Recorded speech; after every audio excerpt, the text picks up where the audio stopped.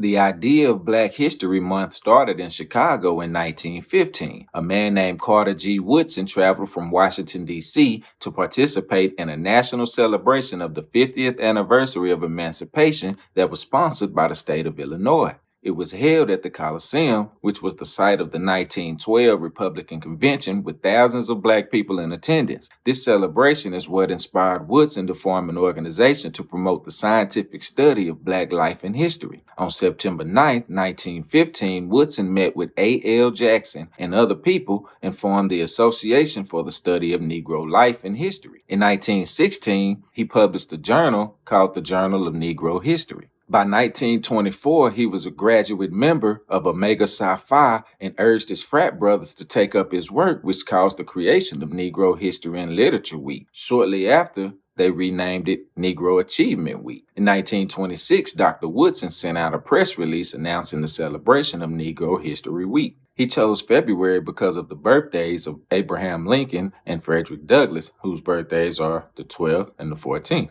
When Lincoln was assassinated in 1865, the Black community, along with other Republicans, celebrated his birthday every year, and since the 1890s, celebrated Douglass's birthday. So Woodson built Negro History Week around those traditional days, celebrating the past of Black people. By him asking for it to be an extension of those traditions and not create a new tradition, he increased his chances for success. In 1935, he established the Negro History Bulletin. As Black populations grew, mayors of other cities started issuing Negro History Week proclamations. But during the 1930s, he started noticing how people, both Black and white, started taking advantage of the people who were interested in Black history. Publishing houses and stores that wanted nothing to do with Black topics before this all of a sudden started putting books on the market and in the schools. Everybody became an expert on Black history. So by the 1940s, they slowly started expanding the study of Black history in the schools. Now Black history celebrations became public. In the South, Black teachers would teach it as a supplement to United States history. Teachers would have to hide Woodson's book from the principals to avoid being fired. Blacks in West Virginia began to celebrate February as Negro History Month. In 1950, Woodson passed at the age of 74, but his work would live on.